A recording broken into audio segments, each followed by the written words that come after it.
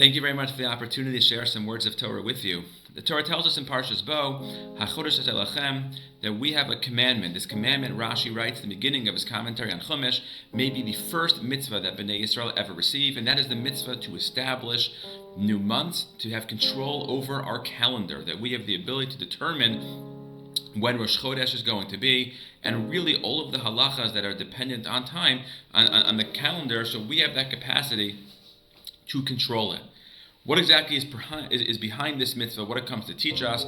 There are a lot of intriguing ideas that are out there. Some point out a comment in the Talmud Yerushalmi, the Chasam Sofer and Yeshuva elaborates upon this, that maybe one of the things conveyed here in this mitzvah is Bnei Yisrael's ability not only to determine when the new month is going to be, but through determining the new month to even impact and change the nature of Teva, the reality of this world and the way that things function.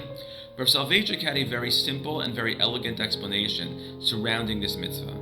The Rav pointed out that it's not coincidental this would be the first mitzvah that Bnei Yisrael get upon leaving Mitzrayim, because Bnei Yisrael had been slaves, and one of the things that slaves do not have is control over their time.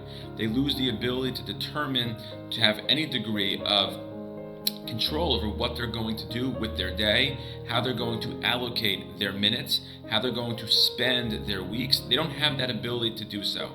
And one of the most important things a free person can get, a degree of agency, to be able to understand that time is yours and that you control time and you can allocate it in whatever way possible. And for Soloveitchik, that was part of the idea here of HaChodesh Elachem, that we are in control of time. We have the ability to determine how that time is going to be used and to be able to dictate in our own lives how we're going to handle ourselves.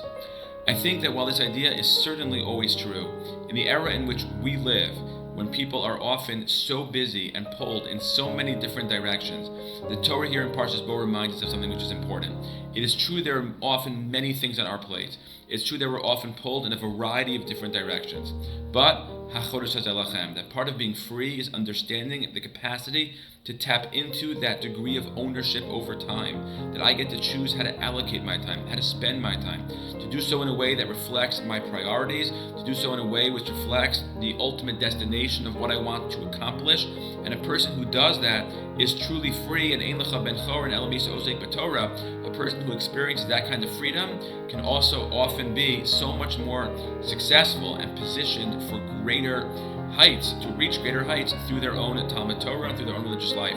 So hopefully we can use this opportunity over Parshas Bo to be able to reflect upon our control over the calendar and our control over our own time, to be able to establish and set priorities, to be able to feel that sense of Kedusha, which is experienced in Kedusha Zman in our own lives, through being able to maximize our time and be as successful as possible. Thank you very much.